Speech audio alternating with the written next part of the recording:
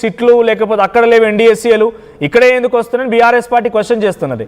So నిజంగానే ఒక 2.5 ఏళ్ల కాలం అవుతుంది కదా, ఒక పిల్లరే కదా.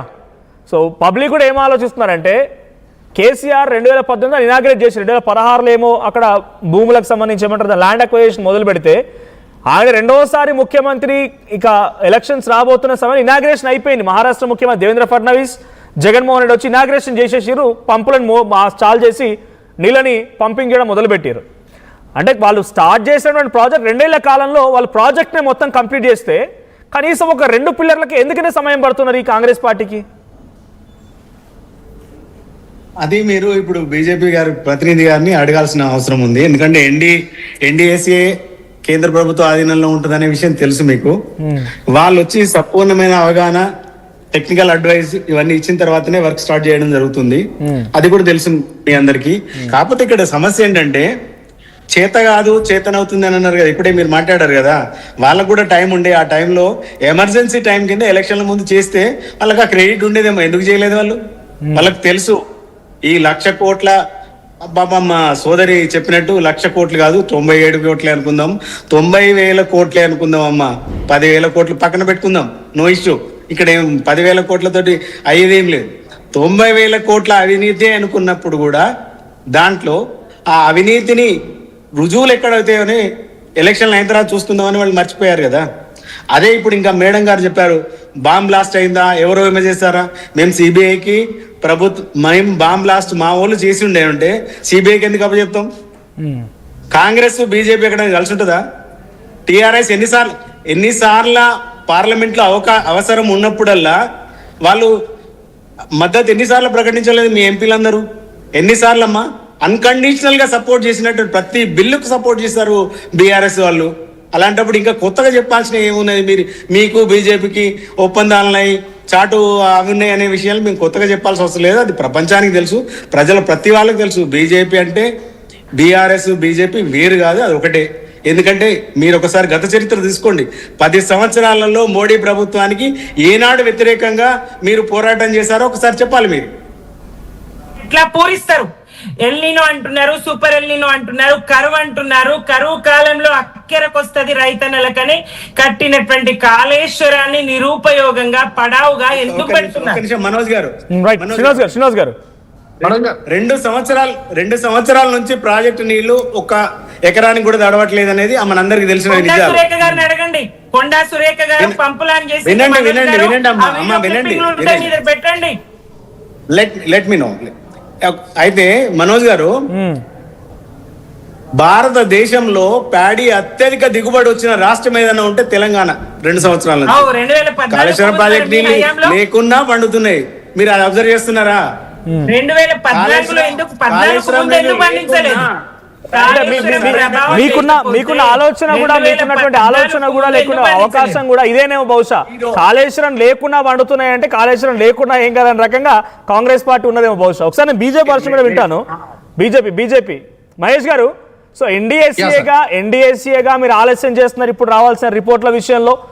సో గతంలో మీకు సిబిఐ ఎంక్వైరీ విషయంలో ఒక అవకాశం కల్పించింది కాంగ్రెస్ పార్టీ ప్రభుత్వం, ఇక్కడ నుంచి మీకు సిబిఐకి ట్రాన్స్ఫర్ చేసింది. ఆ విషయం అలసత్వం ఉంది అంటే మొత్తంగా బీజేపీ బీఆర్ఎస్ని కాపాడే ప్రయత్నమే చేస్తున్నారు గతంలో ముఖ్యమంత్రి రేవంత్ రెడ్డి అన్నారు. ఇప్పటికీ అవే అనుమానాలు కలుగుతున్నాయి. ఎందుకు మీరు ఒక్కసారి కూడా ఈ సిబిఐ ఒక్కడు ఎందుకు ముందుకెళ్ళలేకపోయింది ఈ కమిషన్ ఇచ్చిన రిపోర్ట్ ఆధారితంగా? కాళేశ్వరం ప్రాజెక్ట్ ను అవినీతికి ప్రతీకగా మార్చింది బీఆర్ఎస్ సార్. అవినీతి ఉంది అని చెప్పేసి అనేకమైనటువంటి మాటలు చెప్పి, అవాక్కులు చెవాక్కులు చెప్పి, ఎన్నికల సమయంలో ప్రాజెక్టును సందర్శించి జైలు లోపల రాహుల్ గాంధీని పట్టుకుపోయి సందర్శించినటువంటి రేవంత్ రెడ్డి గారు, మేము అధికారంలోకి వచ్చిన ఈ ఫ్యామిలీకి, కల్వకుంట్ల ఫ్యామిలీకి 2 జైళ్ళ కొత్త గదులు నిర్మిస్తా అని చెప్పేసి ఆనాడు మాటలు చెప్పి అధికారంలోకి వచ్చిండు కదా.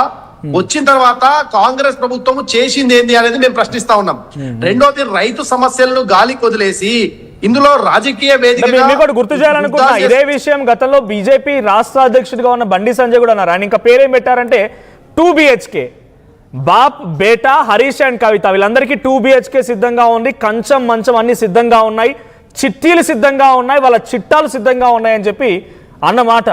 సో అప్పుడు ఆయన కూడా అవకాశం ఉంది. కేంద్ర ప్రభుత్వంలో మీకు కోర్టులోకి కాళేశ్వరం ఎంక్వైరీకి సంబంధించిన ఒక రిపోర్ట్ వచ్చింది, మీరు ఇనిషియేట్ తీసుకోవచ్చు కదా. సరే కాంగ్రెస్ అంటే రాజకీయం చేస్తోంది, మీ ఇక్కడ రాజకీయం చేయాల్సిన అవసరం లేదు, మీరు జెన్యున్గా పోతున్నారు కదా, మీరు చాలా నిజాయితీగా ఉన్నారు కదా కేంద్రంలో. అదే మనోజ్ గారు, నాకు ఒక్క నిమిషం ఇస్తే నేను ఈ విషయాన్ని అసలు కాళేశ్వరం ప్రాజెక్ట్ లో అవినీతి జరిగింది, దీనిపైన ఎన్డీఎస్ఏ రిపోర్ట్స్ వచ్చింది, అదో టెక్నికల్ కమిటీ రిపోర్ట్ చేయడం జరిగింది, సిబిఐకి ఇచ్చింది ఎంత అని చెప్తున్నా. సిబిఐకి ఇచ్చింది కేవలం 3 ప్రాజెక్టులో ఒకదాని మీద దాని టోటల్ డీటెయిల్స్ అయితే కుంగిపోయిన ప్రాజెక్టు నిర్మాణ లోపాల మీద ఇచ్చింది తప్ప టోటల్ కాళేశ్వరం ప్రాజెక్టు మీద ఇచ్చిన సిబిఐకి వీళ్ళు కాంగ్రెస్ నుంచి మేము బయట ఒకరు తిట్టినట్టు చేస్తాము, మీరు కొట్టినట్టు చేయండి, మేము ఏడిచినట్టు చేస్తామని చెప్పేసి బీఆర్ఎస్ కాంగ్రెస్ తోడుతోగల ఈ రోజు రాష్ట్రాన్ని దోచుకుంటున్నాయి తప్ప ప్రజలపైన వీళ్ళకి చిత్తశుద్ధి ఉంటే, రైతులపైన చిత్తశుద్ధి ఉంటే 2 ఏళ్ళైంది అధికారంకి వచ్చి 2 ఏళ్ల నుంచి ఎందుకు రిపేర్ చేయలేదు, మరమ్మతులు చేయలేదు, ఎందుకు రైతులను నీళ్లు వేయడంలో ఎందుకు అలసత్వం ఉంది ప్రభుత్వానికి అనేది మేము ప్రశ్నిస్తా ఉన్నాం సార్. ఈరోజు రాజకీయ వేదికగా అనేకమైన యుద్ధాలు చేసుకోవచ్చు. మేడిగడ్డ విషయంలో ఎంక్వైరీ చేయమని ఇచ్చింది, అది రిపోర్ట్ కాదంటారు, అది అసలు ఎంక్వైరీ కాదంటారు, మొత్తం ప్రాజెక్ట్ మొత్తం ఇస్తేనే చేస్తాం, మేడిగడ్డ ఒకటి చేయమంటారు. మేడిగడ్డ కీలకం కదా, it's a heart of Kaleshwaram project. Sir Medigadda ఒకటే కాదు, Kaleshwaram inclusive of 3 barrages sir. దీంట్లో ఓన్లీ మేడిగడ్డ పట్టుకొచ్చి ఇచ్చారు, దాని మీద కూడా ఎంక్వైరీ జరుగుతుంది. సిబిఐ బీజేపీ జేబులో లేదు సార్ కాంగ్రెస్ లాగా మిస్యూజ్ చేయడానికి. సిబిఐ తన ఎంక్వైరీ చేస్తా ఉంది, ఆ రిపోర్ట్ వస్తే దానిపైన యాక్షన్ తీసుకుంటారు. సార్ నేనేమంటున్నా మన అల్టిమేట్ మోటో ఏముండాలి ప్రజలకు, ఏ పొలిటికల్ పార్టీనా ప్రజలు ఇస్ ఇంపార్టెంట్ కదా. ఈనాడు వర్షాకాల ప్రభావం ఉంది, ఎల్నిఓ వస్తుంది, పంపాల్సినటువంటి నీటిని వదలాలి అని చెప్పారు. డ్యామ్ సేఫ్టీ అథారిటీ కూడా రిపోర్ట్ చేయడం జరిగింది. ఈ రోజు వాటిని ఒకేసారి వదలడం వల్ల ఇబ్బంది జరుగుతుంది. బీఆర్ఎస్ పార్టీ ఎంతో పోయి మేము ఒక్కసారి 60,000 మందితోనే ఓపెన్ చేస్తామంటే తప్పది. అట్లా కాకుండా ఈరోజు బేసిస్ వేదికగా దాన్ని వదలాలని చెప్పేసి నిన్న మా ఈటల రాజేంద్ర గారు కూడా చెప్పడం జరిగింది. రైతులకు ఈరోజు ఎక్కడైతే సఫిషియెంట్ వాటర్ స్టోరేజ్ ఉందో దాని ప్రకారం వదలండి అని చెప్పారు. ఆ వదలడంలో ప్రభుత్వానికి వచ్చే ప్రాబ్లం ఇది. ఆనాడు చెప్పారు కదా, డైమండ్ కట్స్ మిషన్స్ తో తీసుకొచ్చి మొత్తం ఏదో కన్స్ట్రక్షన్ కంపెనీ మొత్తం మరమ్మతులు చేస్తుందని చెప్పేసి ఇప్పటి వరకు 2 ఏళ్ళు అయింది కదా, ఎందుకు మరమ్మతులు చేయాలని మేము ప్రశ్నిస్తున్నాం సార్. ఇది వదిలిపెట్టేసి ఈరోజు రాజకీయ విమర్శలు, అసలు ఈ కాళేశ్వరం ప్రాజెక్టు ఈ స్థాయికి రావడానికి ఇంత దౌర్జన్యంగా ఇంత నిస్సిగ్గుగా మాట్లాడుతున్నటువంటి ముఖ్య కారణం మహేష్ గారు, బీజేపీ ప్రభుత్వం 3వసారి అధికారంలోకి వచ్చింది. సో అటు ఇటు ఒక 4-5 నెలల కాలంలో నవంబర్లో అటు అసెంబ్లీ ఎన్నికలు జరిగితే మార్చ్ కల్లా పార్లమెంట్ ఎన్నికలు జరిగినాయి. సో మే కల్లా ప్రభుత్వం మళ్ళీ ఫామ్ అయింది.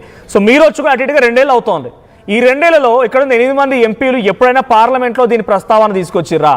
కాళేశ్వరంకి సంబంధించిన అంశంలో ఎక్కడైనా ఇలా జరిగింది, so we need support from your government, అంటే కేంద్రం నుంచి సపోర్ట్ కావాలనో, లేదు కేంద్రం నుంచి దీనిపైన ఎంక్వైరీ జరగాలనో, ఇక్కడ ఉన్నటువంటి ఇంతమంది జనం, తెలంగాణ ఉన్నటువంటి ఇంతమంది జనం కాళేశ్వరం ప్రాజెక్టు విషయంలో ఇన్ని కోట్ల రూపాయల పెట్టుబడి పెడితే పూర్తిగా నిరుపయోగంగా ఉన్నదనో, 8 మంది ఎంపీల్లో అక్కడ జిల్లాకు సంబంధించిన ఎంపీలు, అంటే ఉమ్మడి కరీంనగర్కి సంబంధించినటువంటి బండి సంజయ్ గారో, లేకపోతే అప్పుడు ఇరిగేషన్ శాఖ మంత్రిగా పనిచేసిన ఈటెల రాజేందర్ గారు, ఒక్కటన్నా పార్లమెంట్లో వీళ్ళ ప్రస్తావన ఉందా ఈ 2 ఏళ్ల కాలంలో?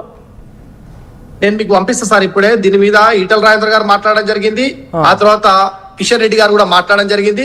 కాళేశ్వరంలో జరిగినటువంటి అవినీతి విషయంలో అక్కడ ప్రెజర్ వచ్చింది కాబట్టి ఇక్కడ మేము తప్పించుకోవడం కోసం, చేతులు దుర్కోవడం కోసం సిబిఐకి అప్పచెప్తున్నాం అని చెప్పేసి అసెంబ్లీలో తీర్మానం చేసి సిబిఐకి అప్పడం.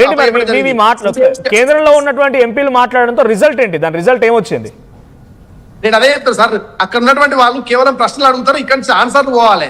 ఈ రాష్ట్ర ప్రభుత్వం నుంచి ఆన్సర్లు ఇవ్వాలి. ప్రభుత్వం కేంద్ర ప్రభుత్వం దగ్గర పెట్టుకొని పార్లమెంట్ ఎంపీల దగ్గర ఉండే సార్, ఈ రాష్ట్ర ప్రభుత్వం నుంచి అక్కడ సమాధానం అనుకోవాలి. ఆ రాష్ట్ర ప్రభుత్వం ఇచ్చిన సమాధానం